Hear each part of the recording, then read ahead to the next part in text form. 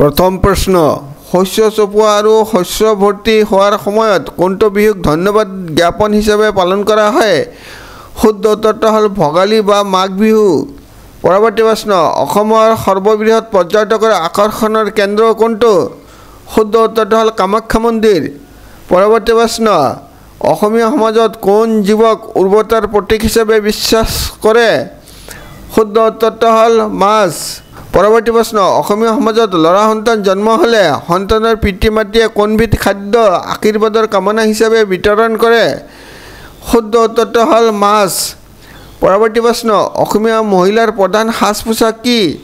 শুদ্ধ উত্তৰটো হ'ল মেখেলা চাদৰ পৰৱৰ্তী প্ৰশ্ন কোচসকলে বিহু কি হিচাপে উদযাপন কৰে শুদ্ধ উত্তৰটো হ'ল পুষ্প হিচাপে পৰৱৰ্তী প্ৰশ্ন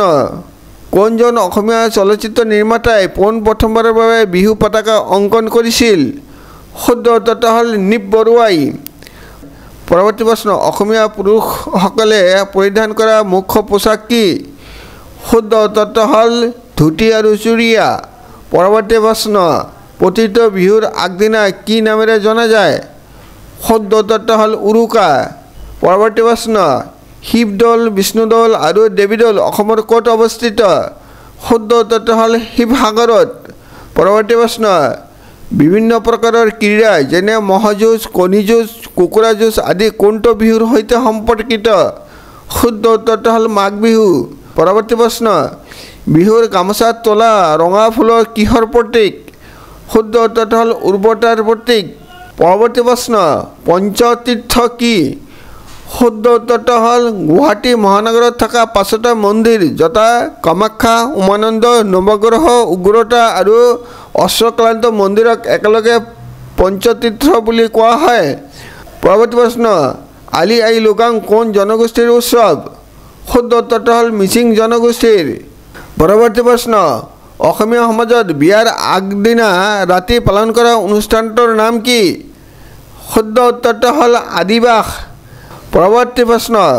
কোনখন প্ৰাচীন কিতাপত কোচসকলক কুভাষা বুলি কোৱা হৈছিল শুদ্ধ উত্তৰটো হ'ল যোগিনীতন্ত্ৰ পৰৱৰ্তী প্ৰশ্ন বশিষ্ঠ আশ্ৰমৰ পুখুৰীত গা ধোৱাৰ তাৎপৰ্য কি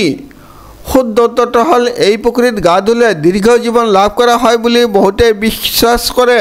পৰৱৰ্তী প্ৰশ্ন উমানন্দ মন্দিৰ কোনজন আহোম ৰজাৰ দিনত নিৰ্মাণ কৰা হয় শুদ্ধ উত্তৰটো হ'ল গদাধৰ সিংহৰ দিনত পৰৱৰ্তী প্ৰশ্ন অসমৰ খাজুৰাহো কি শুদ্ধ উত্তৰটো হ'ল অসমৰ কামাখ্যা মন্দিৰক খাজুৰাহো বুলি কোৱা হয় অনুগ্ৰহ কৰি চেনেলটো ছাবস্ক্ৰাইব কৰি বেল আইকনটো অন কৰি ৰাখিব যাতে মোৰ নতুন নতুন ভিডিঅ'বোৰ তৎক্ষণাত পাব পাৰে ভিডিঅ'টো লাইক আৰু শ্বেয়াৰ কৰিবলৈ নাপাহৰিব ভিডিঅ'টো চোৱাৰ বাবে অশেষ ধন্যবাদ